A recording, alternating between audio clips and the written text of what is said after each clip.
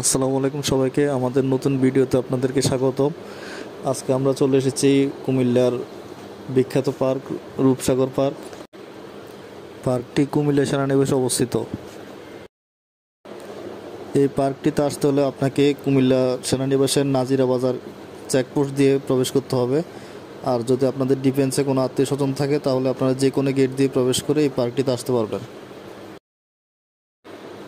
আপনারা কুমিল্লা ভ্রমণের পরিকল্পনা করলে আপনাদের ভ্রমণ তালিকায় পার্কটি রাখতে পারেন।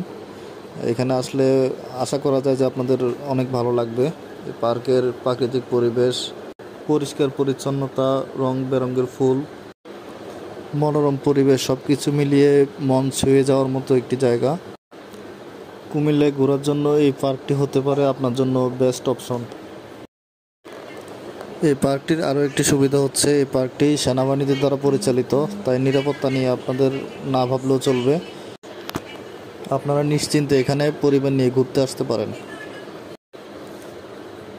এখানে খাওয়ার জন্য মোটামুটি মানের একটি ক্যান্টিনের পাশাপাশি ভালো মানের একটি রেস্টুরেন্ট রয়েছে এবং বাচ্চাদের জন্য একটি শিশু কর্নার রয়েছে যেখানে বাচ্চারা চাইলেই খেলতে পারবে। সব কিছু মিলিয়ে আমার এই পার্কটি অনেক ভালো লেগেছে।